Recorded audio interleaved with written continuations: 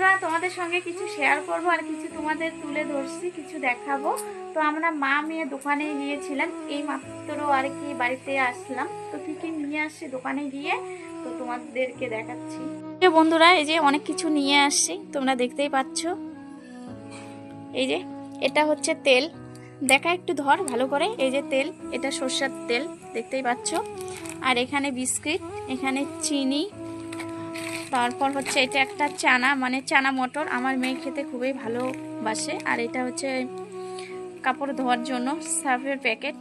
আর এটা হচ্ছে একটা পেটিস, দেখতেই পাচ্ছ। এখানে হচ্ছে কাপড় কাচার সাবান, গায়ে দেওয়া সাবান, কলগেট। আর এখানে আমার মেয়ের হচ্ছে চকলেট, মুড়ি। এখানে আমি মুড়িটা খুবই পছন্দ করি। এখানে চা পাতা, আর এটা হচ্ছে দুধের প্যাকেট, এটা হচ্ছে খেজুর। তো আমার মেয়ে দেখে বলছে যে মা খেজুর নেবো, নাও একটা খাবো, তো নিয়ে নিলাম। তো বন্ধুরা তোমরা দেখতেই পাচ্ছ এত কিছু, আরও কিছু তোমাদের সঙ্গে কথা শেয়ার করব। তো বন্ধুরা তোমাদেরকে তো সব কিছুই দেখাই দিলাম, আর কিছু কথা তোমাদের সঙ্গে শেয়ার করতে চাইলাম। কথাটা হচ্ছে যে দেখো আমি কত কিছু দোকান থেকে নিয়ে আসলাম, সেটাই আর কি তোমাদের সঙ্গে শেয়ার করেছি। তখন তোমরা বলবে যে কি কি নিয়ে আসছো না আসছো, এগুলোও আবার শেয়ার করতে হয়। কিন্তু না, সত্যি কথা বলতে কি, যে আমাকে দেখে মানুষ এত যে জ্বলছে আর কি বলবো, এত বড় বড় কথা বলে না, তখন আমার এত যে কষ্ট লাগে, তো খুবই কষ্ট পাই। তো এই কথাগুলো তোমাদের সঙ্গে শেয়ার না করে পারছি না।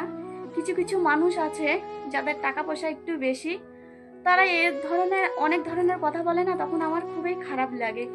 মনে করেন এই ধরনের কথা বলে, যে আমাকে শোনায় কথা বলে যে হ্যাঁ আমার বর 20-25 হাজার টাকা মানে রোজগার করে, আর মানুষের রোজগার দিন 500।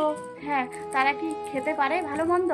আর যারা বলে তাদের থেকে আমরা বেশি খাই। আমার বর যদি দিন 500 টাকা হাজিরা করে, তাও তাদের থেকে আমরা বেশি খাই। যারা বলে না যে আমার স্বামী 20-25 হাজার টাকা মানে মাসে রোজগার করে, তারা কি খেতে পারে? তাদের থেকে আমরা 3 গুণ খাই বা পড়ি। আরে গরিব মানুষ হয়ে যদি মানুষকে সম্মান করতে না পারি, তাহলে ওই রকম টাকা পয়সার কোনো দরকার নেই। একটা 5,000 টাকার শাড়ি পরে আমি বলবো যে হ্যাঁ আমার টাকা আছে, তো আমি তো মানুষকেই সম্মান করতে পারি না, তাহলে অত দামি শাড়ি পরে কি করব? আর মানুষকে যদি আমি সম্মান করতে জানি, পারি, তাহলে আমার 200 টাকার শাড়িটাই যথেষ্ট। অত দামি শাড়ির কোনো দরকার নেই। তো বন্ধুরা এই জন্য তোমাদের সঙ্গে আমি শেয়ার করলাম, যে তোমাদের সঙ্গে কিছু শেয়ার করি, তোমাদের বলি। কথাই এতটুকুই। আমাকে দেখে কেন জ্বলছে আমি বুঝতে পারি না, আমি বুঝতে পারি না। তো আমি ভিডিও করি, নানা রকমের কথা বলে যে আমি নাকি ভিডিও করি, আমার বরকে নানা রকমের কথা বলে। আগে আমার বর মানে উল্টো সিধে কথা বলতো, উল্টো সিধা কথা। তো এখন বলে না, এখন ও নিজেই আর কি দেখতেছে যারা আমার পিছনে পড়ছে, ওরও কিন্তু পিছনে পড়ছে। তো এই জন্য ও নিজেই এখন মনে করে যে না, আমি অন্যর কথা নিয়ে নিজের সংসারে অশান্তি বাজাবো না। নিজের সংসার, আমাদের সংসার আমাদেরকে দেখতে হবে। তো আমি এটা বুঝি না যে মানুষগুলো কেন আমার পিছনে পড়ে আছে। ওই মানুষগুলোকেই বলছি, আরে তোরা যে আমাকে বলিস যে আমি ভিডিও করি ভিডিও করি, আরে তোরা কেন আবার সোশ্যাল মিডিয়ায় ফটো ছাড়িস? তোরা তো ভিডিও করিস না। আরে যারা করবে না তারা তো একদম সোশ্যাল মিডিয়ায় একটা ফটো অবধি আপলোড করবে না। এটা আবার কোন ধরনের?